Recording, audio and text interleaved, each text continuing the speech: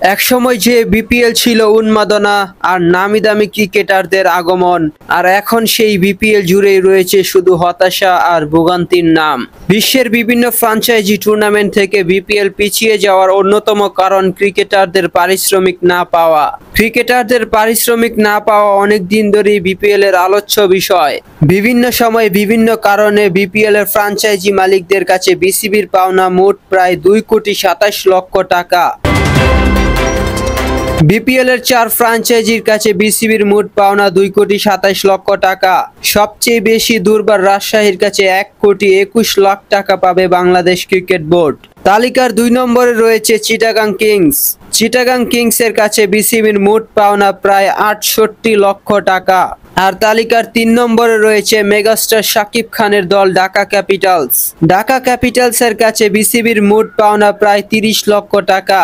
আর খুলনা টাইগার্সের কাছে বিসিবির মোট পাওনা প্রায় 8,50,000 টাকা। তবে বকেয়ার খাতায় নাম নেই ফরচুন বরিশাল, রংপুর রাইডার্স ও সিলেট স্ট্রাইকার্সের।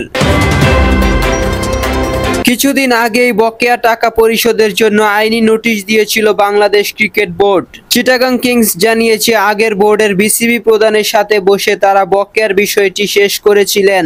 তবে চিটাগাং কিংসের কোনো কথাই শুনতে রাজি নয় বোর্ড। বিসিবির কর্মকর্তারা জানিয়েছে যেভাবে হোক বকেয়া পাওনা পরিশোধ করতে হবে ফ্র্যাঞ্চাইজিদের। বকেয়া পাওনা এড়িয়ে চলার আর কোনো সুযোগ নেই ফ্র্যাঞ্চাইজিদের সামনে।